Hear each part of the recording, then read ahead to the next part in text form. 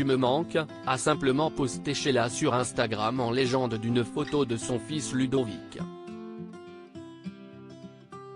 6 ans auparavant, cet enfant unique né de son idylle avec Ringo s'est éteint à l'âge de 42 ans. CIST en novembre que la mère, en deuil, avait brisé le silence dans une interview accordée à Paris Match.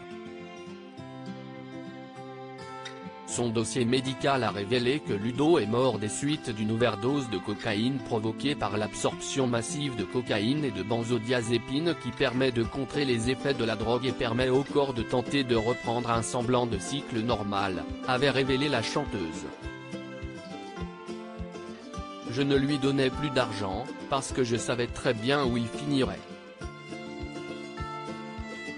J'ai participé au financement de nombreuses cures pour l'aider à se désintoxiquer.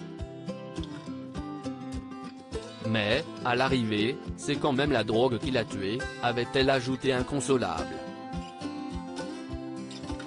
Cette interview intervenait alors que des rumeurs de suicide avaient couru auparavant. La piste d'une overdose médicamenteuse avait ensuite été avancée par Paris Match, ces médicaments étant les seuls à venir à bout des terribles angoisses qui le saisissent à lui en faire perdre le souffle. Mais, selon Sheila CIST bien la drogue qui a tué son fils il y a 6 ans.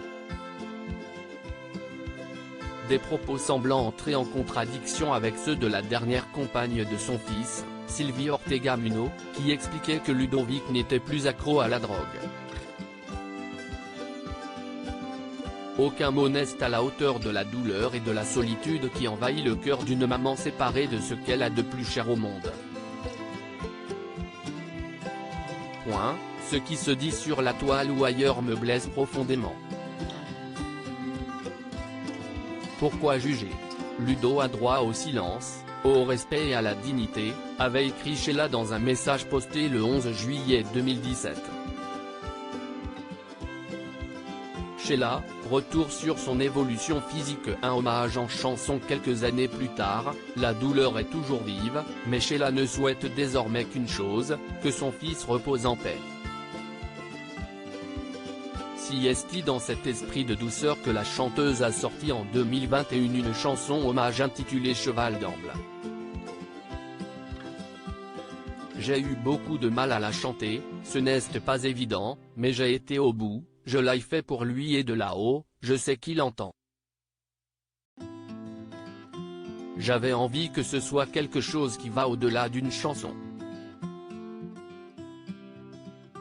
Le reste, fermez juste vos gueules, avait-elle lancé sur le plateau de Quotidien sur TMC, en mars 2021. Article écrit en collaboration avec 6 médias Crédit Photo, Tiziano da Silva.